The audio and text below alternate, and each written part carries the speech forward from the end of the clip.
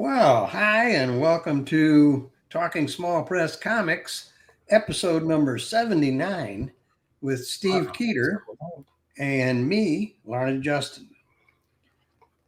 So, we are back again with another episode. And to make sure that you catch our episodes, you need to subscribe and then hit that bell notification. Then you'll know when we're on. Right, Steve? That's absolutely true. And as you know, we're well known for talking about comics and small press comics in particular. But today we're going to talk about rap music. I got two Tom McDonald albums here, brand new. Well, this one's new, and this one is a remix of some old stuff, and they're both signed because I ordered these. For all you Tom McDonald fans, and I know you guys in the comics community are huge Tom McDonald fans. I want to tell you, especially me. Who is he? Oh, he's a rapper. He's an independent rapper, the biggest independent rapper in the world. He does everything himself, and his girlfriend Nova Rockefeller does the production on his albums. So it's kind of like small press, but he puts them out there and he sells millions of copies. And his girlfriend is on this new album. They call themselves together BFGF, which means boyfriend girlfriend. I know you Tom McDonald fans are really getting into this, right? I know you're out there, right? Anyway, don't buy this album. Don't buy these albums. Buy these. These are his earlier albums. He's better by himself. His girlfriend may be great at production, but she can't sing and she can't rap. That's all I wanted to say. I didn't know you needed to sing to be able to do rap. Yeah, and I don't, I never listened to rap before, but this guy's kind of good. But I saw something really funny online yesterday. I saw Donny Osmond in Vegas this year doing a 10-minute Donny Osmond rap. Oh boy! He raps about the entire history of the Osmond brothers and the Osmond family, and Marie and Donny and Marie. Yeah, I know who they were. Great. Check it out. I'm sure excellent rappers. So I thought this would be a great way to open a show about small press comics. Small press comics. Yeah, a show about comics where you don't talk anything about comics at all. Great. Well, I've been thinking that Larned and I should do a small press rap. Small press rap. That'd be great. You guys want to see Larned and me rap, right? It'll never happen, right? Yeah, I know. We rap every day. We rap every time you see this show. This is us rapping. So we're rapping today. Yeah. The only thing I'm rapping is comic books that I sell. And that's very few. All right, let's take a look and see what we got today, because we got some stuff to look at. We do have some good. We don't have a lot, but what we do have is pretty darn good. Pretty good quality stuff. Which one do you want to do first? Well, we can start with Yeet. Fantastic Yeet comics. Yeah, and this is very unusual, and the reason is it's done as a jam comic, but not. It's got rules. Did you notice that, Steve?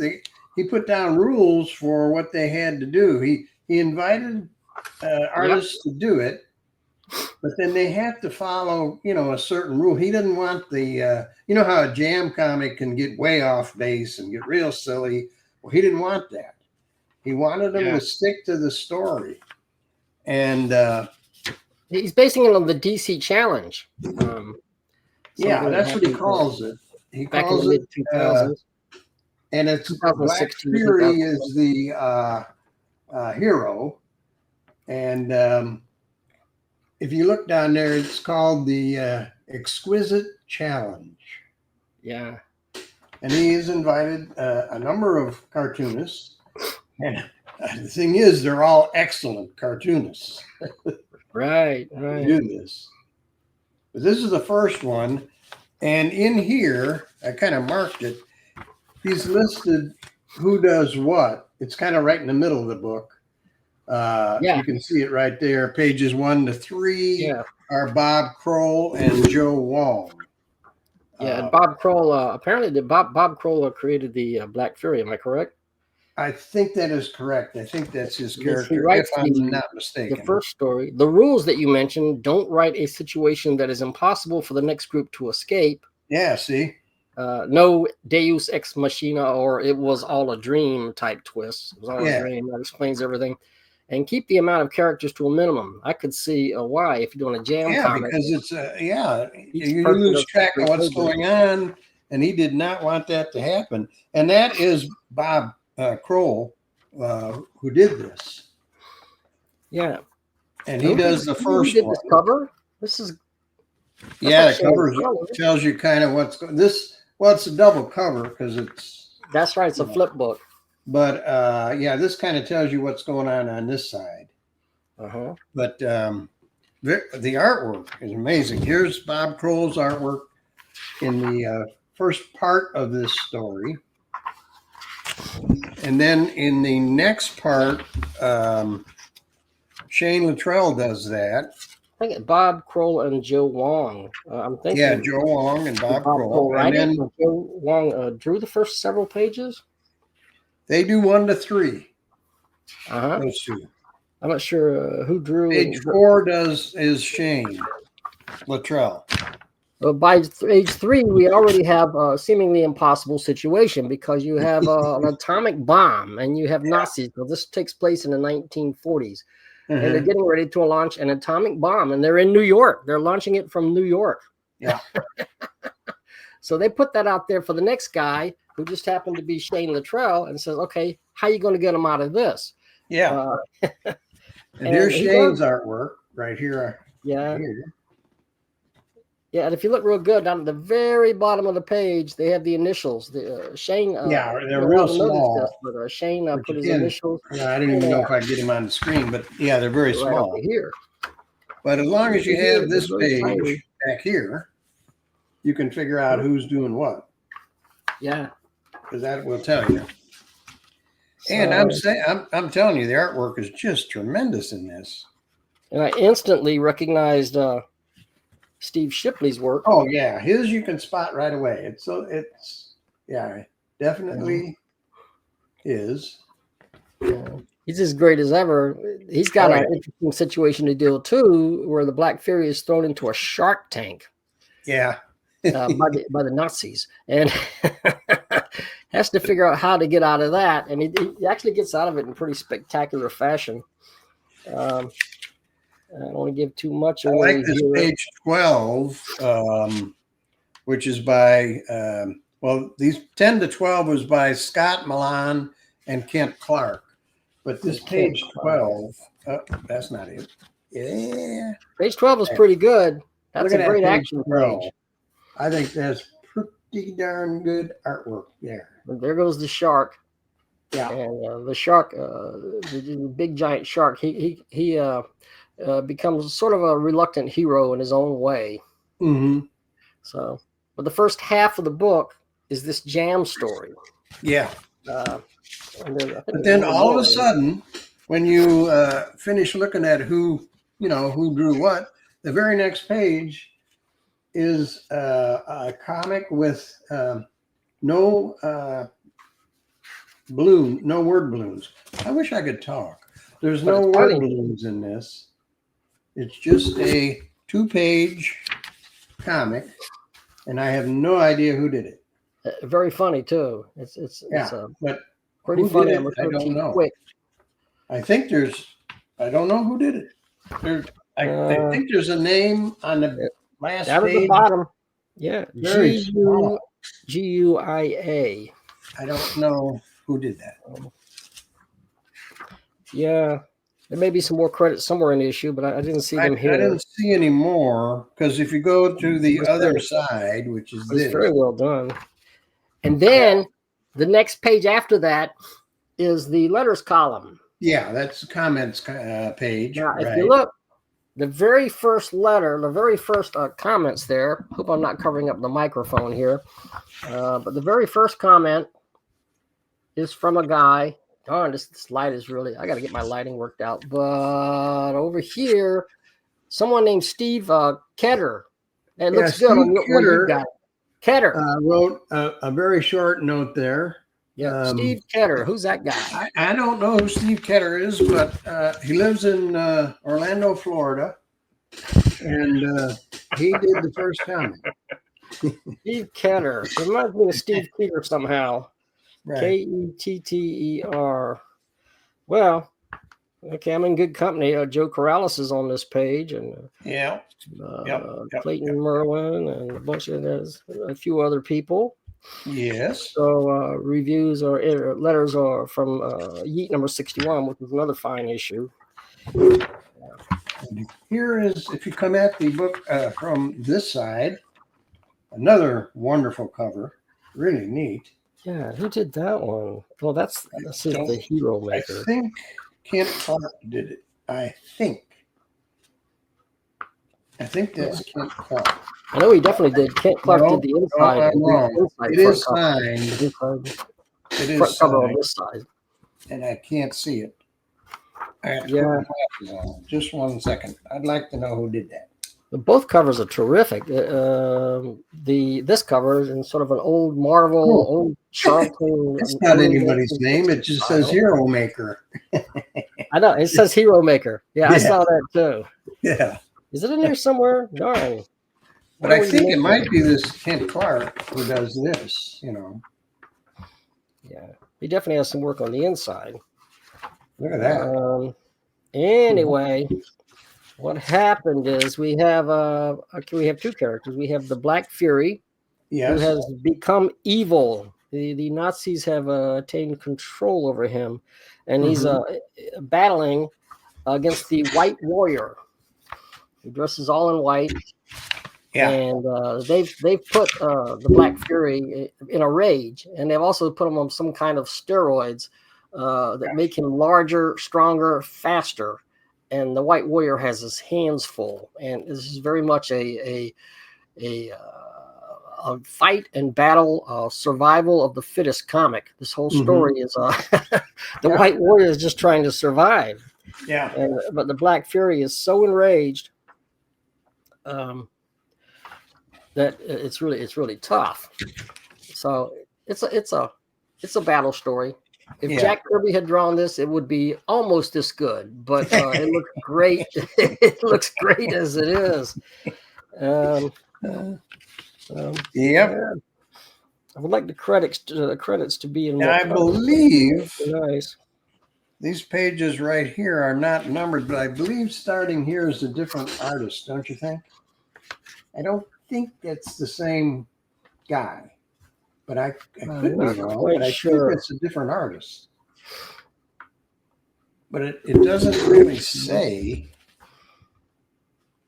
So maybe, I don't know, maybe the same one did the whole thing. I don't know. I think that's a different artist, don't you? I did get kind of a kick out of well, here's I don't know, but it's great art. And here's the Black Fury. He's back to normal now. Yeah, not too happy about the way things have gone. The the Black Fury and the White Warrior is kind of assuring him everything's going to be all right. But then they encounter another person. Someone drops down from the skies and says, because they're apparently this is just at the beginning of the Second World War. And she says, my home is under threat too. Your cause has now become my cause. I am Sheena. And I'm sorry, I got a little bit of a chuckle out of this. She says, man has named me the Savage Blonde. The Savage Blonde, by golly. Savage Blonde, right? I don't know if we're going to be saved or if we're going to be in big trouble. Just looking at her. Yeah. That's quite a battle costume to be wearing there. But that's yep. But there she is, the Savage Blonde. And it's a great story. It kind of I don't know where she goes, but to be continued. I guess that's just kind of an ad, and so we have another story here on the next page. Story by Tom Maley with art by Steve Shipley and lettering by Chuck Shipley again. Tom's brother or something. And he always, Steve, of course, always has really cool art. Again, always instantly recognizable. Always a pleasure. Always a delight to see my old pal Always good. out there. And he does quite a few. There's quite a few pages to this. It goes quite a few. It runs quite a few pages. I don't know how many, but it does run quite a few. It's a science fiction story. All the people that Larned is holding up, all the faces there on the left side or the right side of the screen.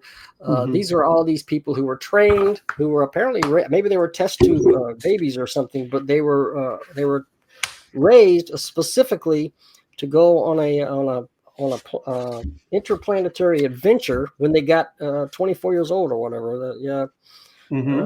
So there was an Earth-like planet found somewhere way out in space, and these guys are selected and raised specifically for that adventure. And they don't have names; they just have numbers: number 1, number 2, number 5, number 20. And the thing is, this is This story will be continued. I'm assuming in the next episode, because that's what it says at the bottom of the page. And really smooth artwork from Steve Shepley. Yeah. Really some nice stuff. I mean, he just gets better. The older he gets, the better he gets. I mean, that's just been the story. And speaking of great artwork, out of the blue, for some unknown reason, is a Don Simpson page here. Don Simpson. I mean, look at this. This is awesome. And this is hilarious. Because I started reading this and I was thinking it was a serious story, right? And you get to the bottom and you read through the whole story and you have Megaton Man is in there. Megaton's in there. Megaton yes, he Man is right there. You can see right Megaton somewhere in that in the first panel. Big crowd of heroes. Some old World War II looking like Sergeant Fury, sort of a sergeant washing up on the beach here. Yeah. And apparently he's been transported in time, but on and on and on and on it gets. And at the end, it's like a Hostess Twinkies ad. But why is it in here just out of the blue like that? It's just stuck in here. Yeah, the sergeant is. It turns out he's someone. He pulls off a mask, and he's someone called the Red Meatball. It looks like a big meatball, and he's advertising Gung Ho's. Gung Ho's, the chocolatey, creamy treat shaped like a hand grenade. From Hostile, the aggressive treat. If you've ever tasted a hand grenade, you know exactly what that tastes like. There you go. That'll definitely alter your taste buds. Yeah. Taste buds if you try to taste a hand grenade. Mm-hmm. But this one is creamy and stuff, so it's okay. You can order it. Yeah. It's a great issue. It really is. It's really a fine issue of Yeet. A lot of fun in this one. You got to hand it to Mike Jones. And I don't see Mike Jones' name mentioned. Maybe it's down here somewhere, but other than misspelling my name, I have no complaints. But I've been called Steve Keeter before. In fact, I've been Steve Keeter, Skeeter, and Baba. Keeter. People are always getting it wrong. Steve Keeter. Yeah. Keeter. I've got Keeter. Good one. And there's another guy in small press for decades, Steve Streeter, and he and I were confused with each other. Actually, I thought it would be very dramatic. One day I revealed myself to be like a Klingon, Steve Killer. Not good. Not good. Okay. Maybe something to rap about. Maybe I can get Tom McDonald to rap about that. Oh yeah, remember Tom McDonald? We talked about Tom McDonald at the beginning. I do remember. All right, what do we got next? Right now, my allergies are kicking my butt, but very congested. But there's a couple of things left that are really good. And which one do you want to do? Okay, well, we got A.T. Walker. Okay, this is something special. From Micah Liesenfeld. And we reviewed this one before. Yes, but this is... you see this embossed, gold embossed. Yeah, I don't know if it's number 2 or not, but it's another A.T. Walker. And these are concerned with Micah's little baby. And it's a slice of life story. yeah, Just showing you, for this sure. is from the first issue. Like Full we showed you color. this before in full color, but it's Mhm. the true story. Yep. And this should be an award winner. This is just one of the finest comics pull I've out your ever read in the heartstrings small story. press. I mean, some of the doctors that they refer to in here are as cold as ice. I mean, Yeah. they have no compassion whatsoever, I don't think. This is at the end of the first issue. You might remember it was kind of a cliffhanger, but it's a true story. Mm-hmm. The doctor says, we think the little girl was born, and she's very tiny, and they said, we think she has cancer. Well, see, that's what I was referring to. They just blurt out to the family, well, we think she has cancer. And I mean, but we don't know yet. I mean, they're just in shock, you know? I mean, what they had to go through with this little baby, and the doctors just say things like that. And we'll get around to testing. You know, I mean, what do you do? Yeah. It's terrible. The one thing I say is, well, I'll go back to the first issue very quickly. The very first page of the first issue shows the child at like age 6. So we know she's going to make it at least that long, right? Yeah, and then they go back and they start telling the story. But this kind of shows the whole story of what happened in here. Yeah, this is the second. The other thing is, I don't know how to pronounce the disease that she does have. It's is AT. Give me a shot. I work in a pharmacy, people. Let me see. Yeah, you might be able to pronounce it or find it in here, but I forgot what it was. It's in here. It's hard to say, but okay, ataxia telangi. Ooh, it is hard to pronounce. Yeah. Ataxia telangiectasia. Ataxia telangiectasia or telangiectasia, also known as AT, which is why they what they call it. Have a problem pronouncing it as well. I mean, but now all the proceeds from this book go to AT research. Yeah, they all go. You know, anything that you if you buy one, they go to AT. It goes to the research for this. And Micah has a very rare malady, very rare, but it's not good. You know, not good. Micah has a Patreon page. Yeah. That, you know, if you become a Patreon, then the proceeds go again to AT research. Yeah. So it takes them. They go through the story. It's very poignant. It's very sad. I mean, you see them like here's like this would be Micah himself in the cafeteria. They practically moved in to an ET or a hospital, and they're living there because their daughter spent months in the hospital. Yeah. And they even talk about alternating nights, getting up. Eventually, she does come home, but they talk about, and they have to take care of her at home. They talk about alternating nights. So tonight you get up at look at the apparatus for the baby, you know, in the baby's room where the crib is. No, not easy. Not an easy thing to deal with. But they have to get up and feed her like every 4 to 6 hours, and they just take turns. They take turns doing that. I can't imagine. Yeah, trying to do all that. I mean, when I was married and our first child was born, and she was a colicky baby, and we took turns because she would cry all night long, and you had to get up and walk the floor with her. And so my wife and I both had to work, and I remember, you know, we took turns. Tonight, you stay awake all night. Tomorrow night, I'll stay awake all night.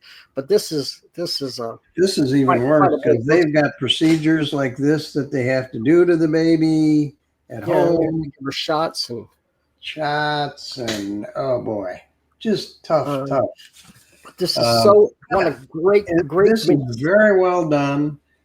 He really tells the story of what happened to them, and you know, now the baby's home and going along, but the prognosis for the future is not that great. Right. But they do find out it's not cancer.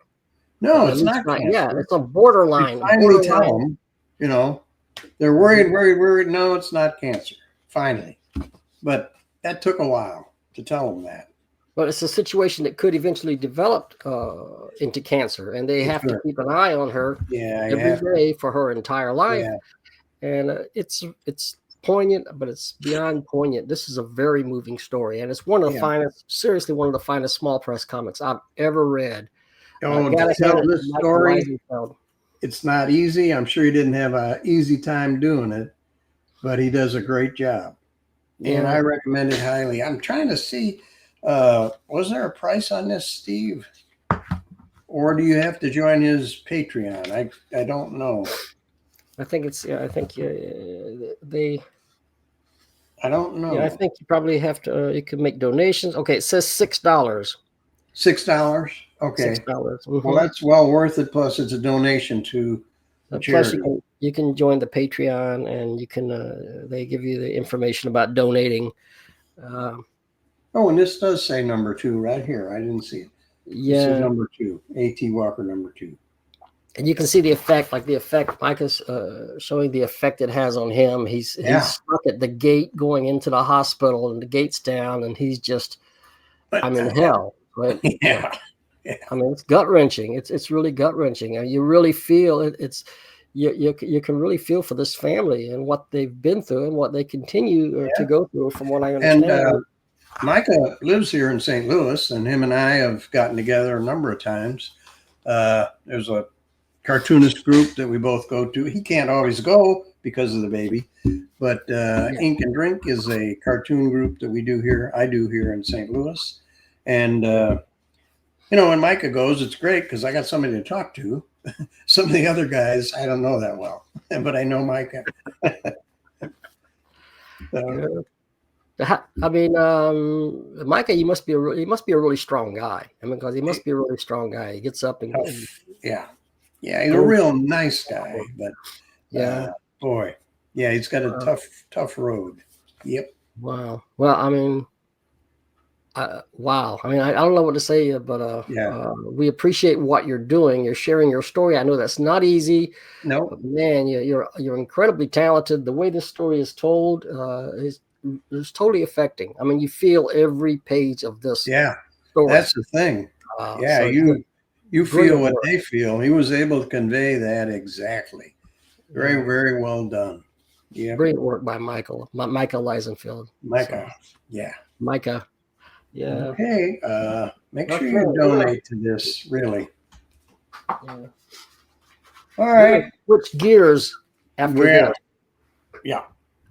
Totally different. So take a break, everybody. Ready? Everybody cool down for a second. Have your little water. Yeah. Okay, I'm ready. Okay. Bring it on. This is, I'm assuming you're doing number 39. Is that correct? Yes. This is Cranium Frenzy, number 39. Steve Willis.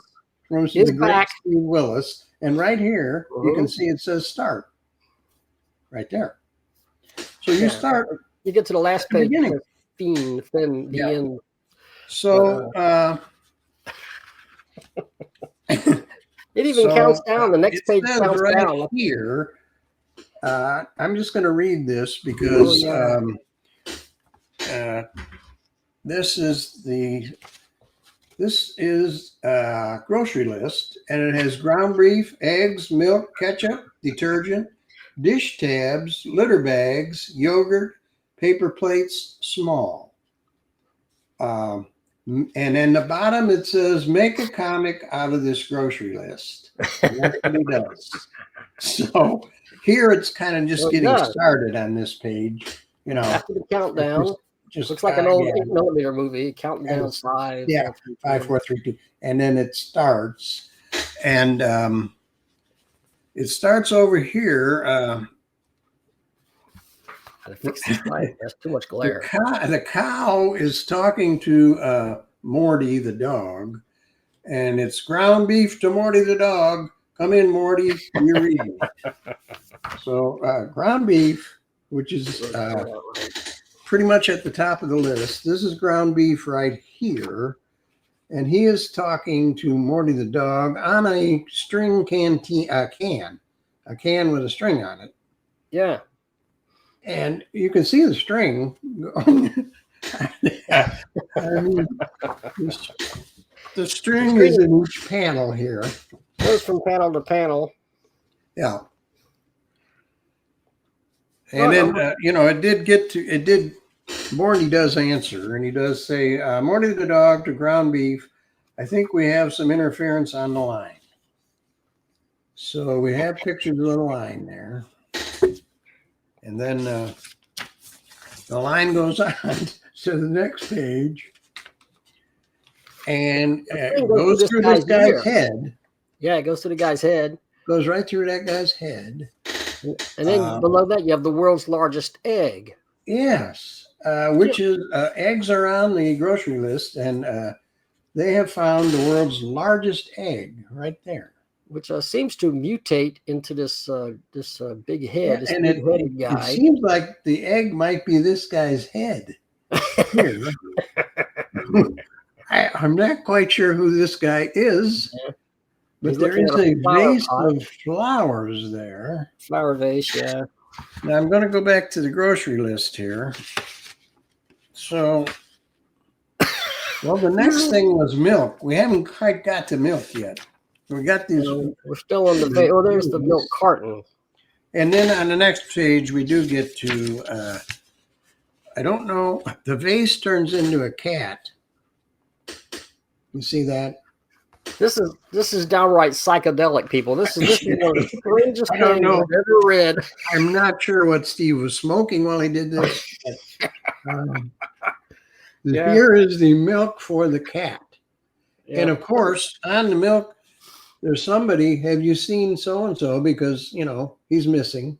And they're always on a milk carton if they're missing, So you can see this guy that's missing. And then over on the other page, have you seen me? There's the guy that's missing on the milk carton. And there he is asking if you have seen him. Yeah. And that fades away. He's falling into something. The same guy, he's tiny now. He's falling into something and like a wastebasket or something. And then he's propelled out. Well, I was finishing this page where this guy fades away. He fades. Yeah, but I think it's the same guy. So if you look at the next page, at the very first panel is he's gone. He's in a frame, you see. He's in a frame. And who's the guy down below on the bottom? That's the same guy. That's a penguin. This penguin looks like a couple of penguins. Are you on the same page I'm on? This is important stuff. Okay. I'm on the next page. Well, I'm telling you, this guy faded away, came back, and faded away again in the last panel. Yeah. See that? Yep. I mean, you can't pass that stuff up. Now, we have on the next page,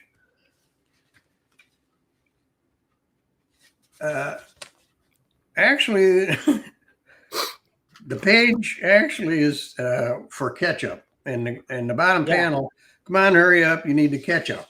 You need to catch up. But I'm not quite sure what's happening in the first couple of panels here. Are you? I think that's the guy who fell out of the frame and he fell into a little, like a hat or a wastebasket, and then he's propelled out. And then he goes up into the sky and it starts snowing. And now we don't see him anymore. We see penguins in the snow cavorting. And I mean, this is crazy. They're in a snow globe. They are in a snow globe, which is logical, Yeah. And then there's an alligator attempting to eat the snow globe. Yep. The alligator. And you back up.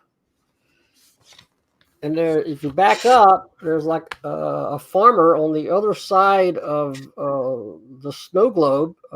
He's treating it, it's like a snow plow or a plow, like he's plowing a field. Right. And the gator's biting the head. And this just gets stranger and stranger and stranger. The heads over to now I'm going to go back to the grocery list here. After ketchup comes detergent, And what are Dixon tabs? Because I think that's the clown's eyes. Dish tabs, like you put in to wash dishes. Is that the clown's eyes? Dish tabs. Those? No? Could be. I don't know. I don't use dish tabs. I don't either.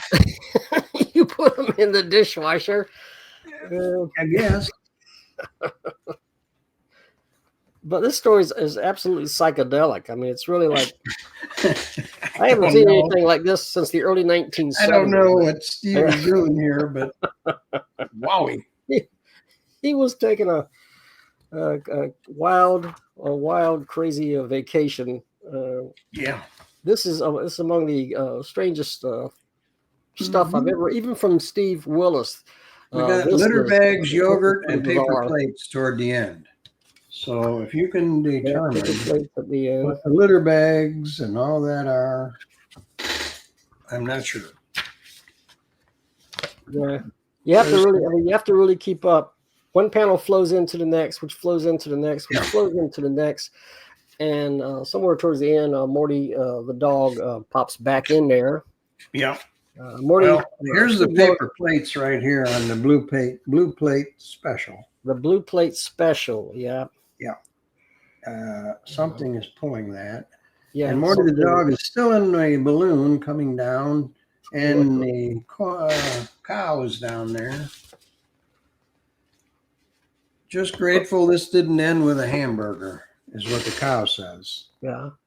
Which brings us back to ground beef. But Morty's looking down. He's in a hot air balloon. He's looking down and says, wow, they look like ants down below. Right. They actually are ants. The balloon is on the ground. The hot air. And he's looking at ants. So he's looking at ants. So no wonder they look like ants. The ants. back page says Finn. Yeah, and there's Sebastian Cabot.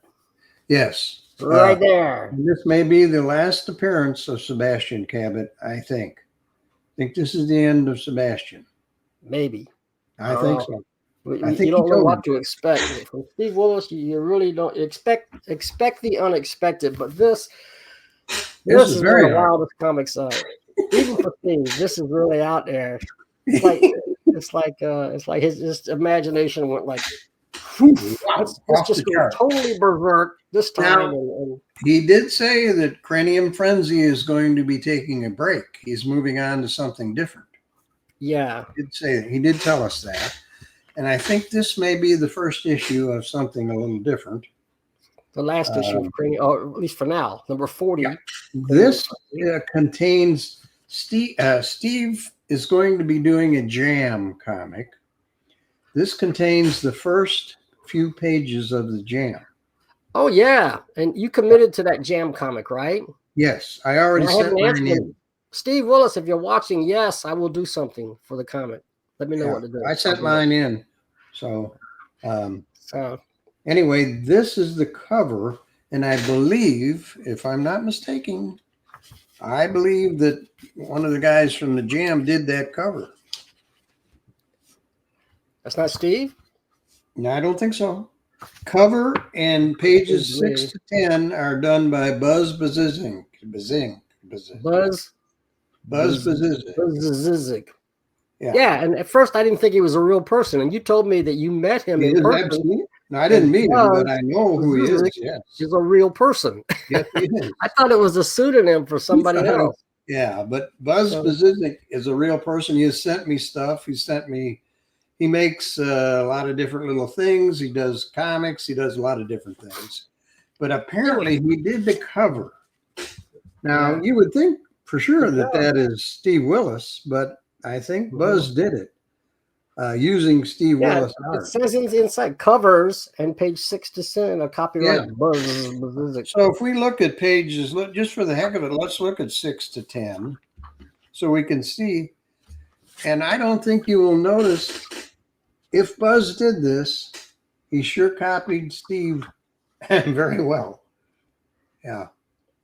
Because that is supposed to be by Buzz. Looks like Steve, unless that's pretty wild too. That page 6. 6 to 10 is Buzz. These people who went through some steam cell research or something, and there's a guy with dog legs, a lady with chicken legs, or a guy with chicken legs, and a lady with a fish tail. Yeah. And Morty pops in there too. Apparently, he's been cloned into a bunch of little Mortys, which is why you have multiple Mortys on the cover. Right. Exactly. But I just wanted to kind of show that this is the first attempt at a jam comic from Steve. But let's just go back and look at the very first page, which is a cranium gallery. And you can see the different craniums right there. There's a bald cranium. There's one with hair. There's one with straight hair, one with a buzz cut, and one with just hair on the sides. Yeah, I don't think I see different kinds of craniums. But I'm in a frenzy over this, reading the rest of this issue. Ha ha ha ha ha. I'm old, humor me. Yeah. Now, here's a passage of time in the blink of an eye. You just notice that? Yeah. The guy blinks in the third panel. Time has passed. Or the fourth panel. I would say something about about this one. I can't believe my ears, because this guy had an operation on his ears and they put them on backwards. If you've ever had your ears operated, and you know how painful that can be. Yeah. So it's an everyday occurrence. That happens all the time. It happens all the time. The doctor, apparently looking in a mirror, has put the ears on backwards. Imagine if they'd done that to Donald Trump after he got shot, Yeah. Backwards. They could have done that very easily. Yeah. It would have made for a very interesting rest of the election. Right.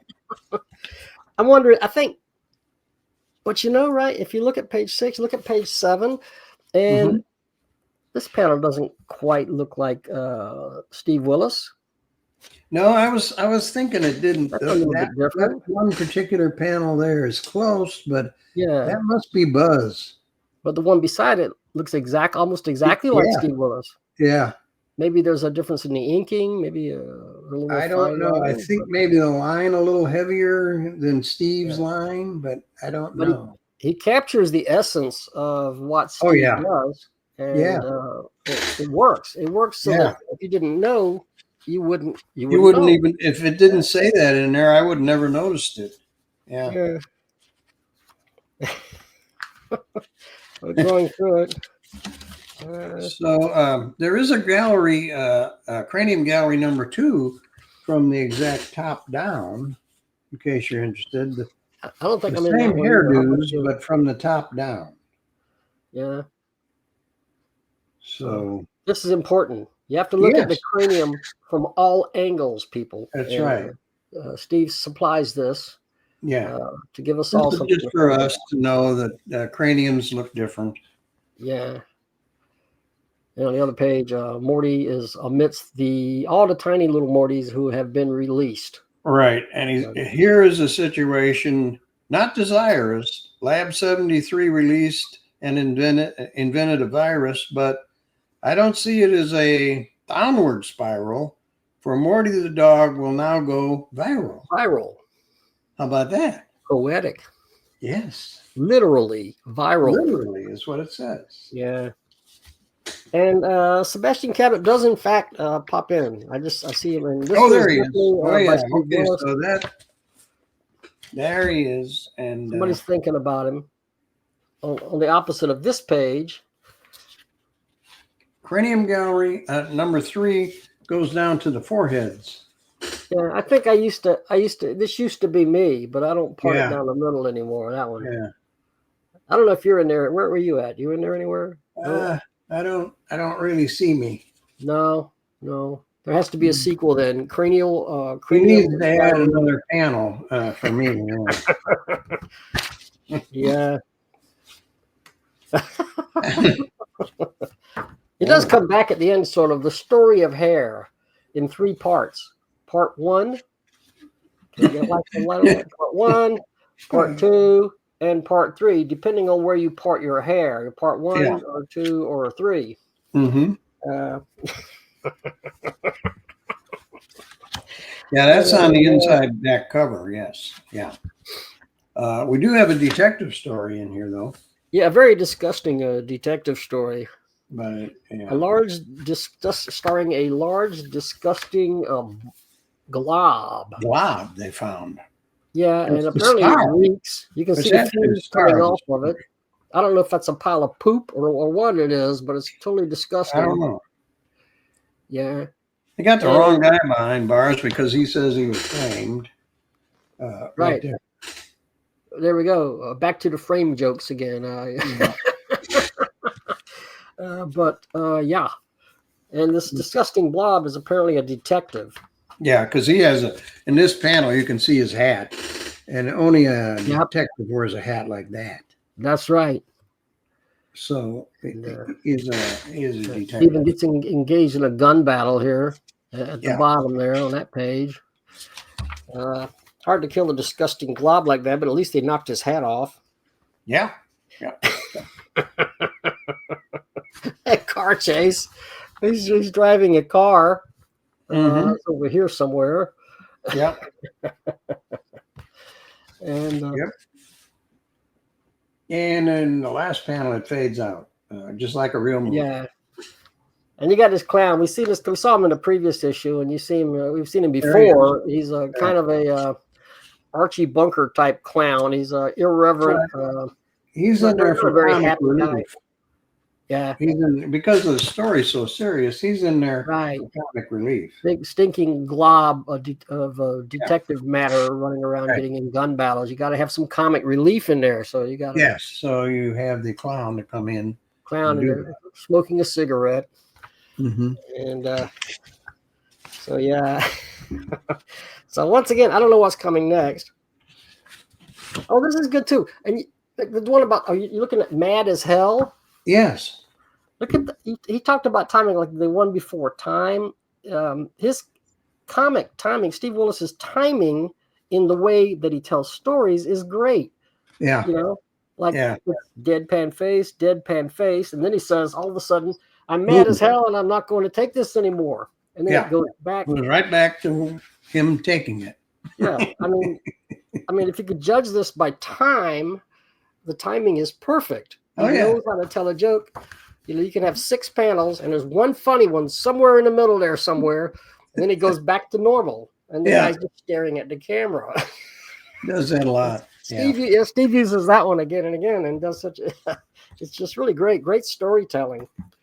If you want one, or if you want to, if you're a cartoonist and you want to participate in Steve Willis's jam, write to him. I will have his address and everything in the description. You write to him and tell him, and maybe send him some of your work or whatever. And he might send you back this. He trades with people. So and Jason DeGroot's doing some jams out there too. Yeah. I told him I'm going to. He's got the Scrooge jam going on.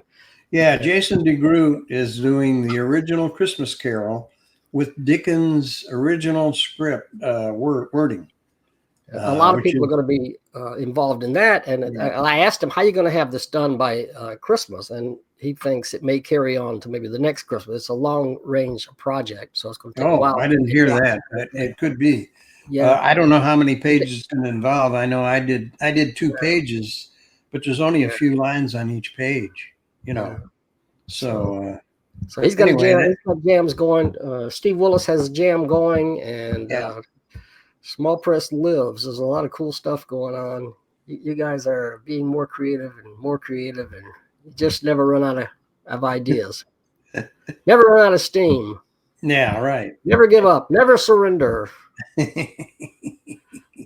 Keep being funny as heck, or just make great comics. That's okay. Yeah. Always need some great. I'm working on a new one. Mantra. I hope to have it out by Christmas. I just got a front cover, full color front cover from Keith Newsom that'll blow your doors off. if I could say so myself, I asked him could he do a cover, and he knocked it out like in record time. And like in 2 hours, all of a sudden I had this beautiful science fiction cover. So that's coming up. Great. What are you working on? You're working on some stuff, right? I'm working on Space Falcon #2. Oh I yeah. think I'm on page 10 now. Very slow, but I am working on it. You're making And progress. yeah. And I got some other things I'm fiddling with, but yeah. 'Cause I like, well, you know what I'm doing? I'll tell you what I'm doing. I bought this book because I love this kind of stuff. 200 drawing prompts. Okay. So then I've started drawing some of the prompts that are in here. And like this one is Your Reflection is the name of this. And that's kind of what I did there for Your Reflection. And things like that. And I enjoy doing it because it's a challenge, you know. What is this now? Is this something you a book created? you can buy at the store. 200 drawing prompts. And does it leave like one page blank? Yeah. Yeah. It is a page blank for you to draw. Yeah. Okay. Right there. So you draw whatever that says. Whatever that says, you draw. Okay. Whoa. Yeah. Hey, that's pretty cool. That's pretty cool. You know, keep and if you'd like to see this one, this is 712 more things to draw, and I have completed that one. Okay. Every page. Every page. Is some of that stuff going to be published? I think I have published it on Facebook, some of this. But anyway, yeah. So did something on every page for whatever it says. This one says a mirror. So that's what I did. Awesome. Awesome. I was putting together this new mantra, so I was working on it.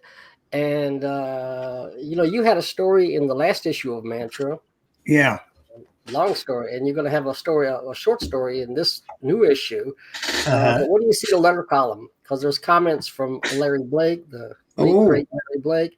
And you're mentioned in there's 3 letters in there. But I'm not going to spoil it for you, but you'll get your copy soon. And great. People had a lot of good stuff to say about your work. Oh, great. So what we didn't talk about was T-Frags. Now there's a cover by look at the cover. Keith Newsom. That's another Keith Newsom cover. Yeah. Oh, yeah. Where's my copy? Right back here. But this is the new one. I didn't publish this issue. Not Jason DeGroot. He used to be in the UFO, but not right now. Rob Imes published this. Yeah. And it did a terrific job. And Keith Newsom did both covers. Look at that. Yeah. He's not even a member of the UFO, but the covers were so good I had to use them. Yeah. And it's the reviews of all the comics, basically, right, Steve? The members have columns. Here's some work by Rob Cooley, some artwork. Yeah. There's artwork and columns from artwork. Joe Ellie Corrales. He's in there. And so it's not just artwork, but it's columns, reviews of UFO zines, and also some reviews of non-member zines as well. In fact, somebody here, his name is Verl Bond, reviews a Space Falcon #1. Yeah, that was really nice. That was a big surprise to me when I saw that. Yeah. That was pretty nice because I'm not a member. And he said, well, he's not a member, but I like the comic. I'm going to review it anyway. Which it was really nice. Really great. Yeah. The characters' names alone are hilarious. Larned's art style really adds to one's enjoyment of his comic. I highly recommended this fun comic book. Great job, Larned. You still have copies of that one available? Still do. Yep. You guys should order that one. You should put your information down there. I'll put the information down there. Yeah, I'll put that in. And you see what happens, Larned. It pays to hang out with me. You get all these. You get free advertising, which is really good. I am the worst at promoting anything. Yeah, especially my own work. Terrible. Well, I got to hand it to Rob Imes. Did this because, for one thing, I went to the Philippines and he worked on this while I was in the Philippines. He's the emergency chairman of the group. So if I'm not available as UFO chairman, then the emergency chairman takes over. We're discussing plans for the next year and how we're going to work out. But I can tell you that both Rob and I will both have a big part in the UFO. The UFO is not going anywhere. Good.